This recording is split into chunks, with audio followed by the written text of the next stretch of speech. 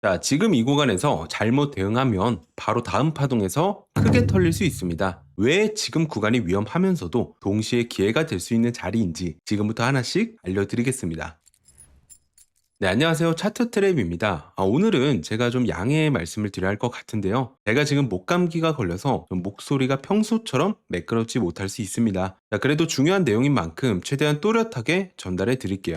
자, 먼저 지난 영상 짧게 복기부터 해보면 저는 108.7K에서 롱 포지션을 잡았다고 말씀드렸고 상승 파동이 추가로 나오면서 112.3K 부근에서 깔끔하게 익절을 했습니다. 자, 그리고 텔레그램 관점 방에서 이 113K까지 올라와야 단기 상승 추세 구조가 유지된다고 말씀드렸는데요. 자, 이후 흐름을 보시면 113K 구간까지 정확하게 반등이 나오면서 이전보다 고점을 높여줬습니다. 하지만 여기서 강한 저항이 나오면서 다시 하락이 진행됐고 9월 초부터 이어지던 이 단기 상승 추세선을 좀 지켜주는 게 중요하다고 말씀드렸는데 결국 이 추세선은 이탈을 했습니다. 자, 지금은 좀 상황이 바뀌어서 계속해서 지켜주던 이 추세선이 이제는 오히려 저항선으로 작용하고 있는 모습이고요. 현재 비트코인은 이 주말 동안 횡보하면서 111K 부근에서 움직이고 있습니다. 자, 지금 시장을 보면 스테이블 코인 흐름에서 좀 긍정적인 신호를 볼 수 있습니다. 최근 바이낸스로만 약 16억 5천만 달러 규모의 스테이블 코인이 유입된 것으로 확인됐고요. 더 주목할 점은 이 리테일 수요,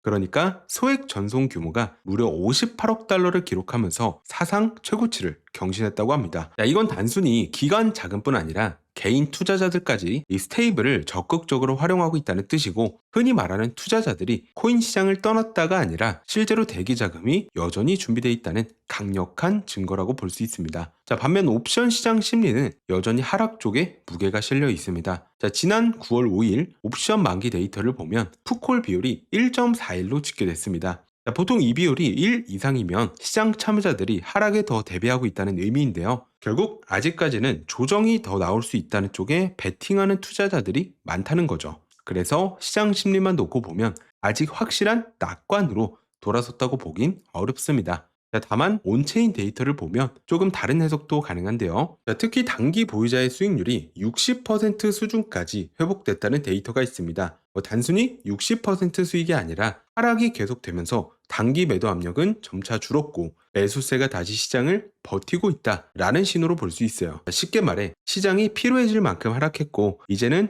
반등 가능성도 충분히 열려 있다는 겁니다. 자, 마지막으로 옵션 시장에서 자주 보는 지표가 하나 있죠. 바로 맥스페인 레벨입니다. 현재 그 기준점이 112K 부근에 형성되어 있습니다. 자, 이 레벨은 옵션 참여자들의 손익이 가장 중립적으로 맞춰지는 가격대인데 최근 가격이 이 구간을 중심으로 움직이고 있죠. 자, 따라서 단기적으로는 112K 전후가 시장의 균형축이 될 가능성이 높다고 볼 수 있습니다. 자, 정리하자면 옵션 시장만 보면 아직 하락을 대비하는 투자자들이 많지만 스테이블코인 유입과 온체인 회복 신호가 분명히 잡히고 있다. 그래서 저는 불안 요소가 남아 있더라도 상승 쪽에 더 무게를 두고 있습니다. 자, 다음으로 차트 분석으로 가보면 자, 우선 저는 109.5K에서 단기 롱 포지션을 잡았습니다. 자, 포지션을 이 구간에서 잡은 이유는 이 단기 상승 추세선과 이전부터 중요한 매물대 역할했던 구간이 겹쳐 있었고 여기서 반등이 나오는 구간을 확인했기 때문인데요. 단순히 기대성 진입이라기보다 구조적으로 매수세가 충분히 들어올 만한 자리다라고 판단을 해서 진입을 했습니다. 자, 진입 이후 흐름은 예상대로 흘러가면서 비트코인이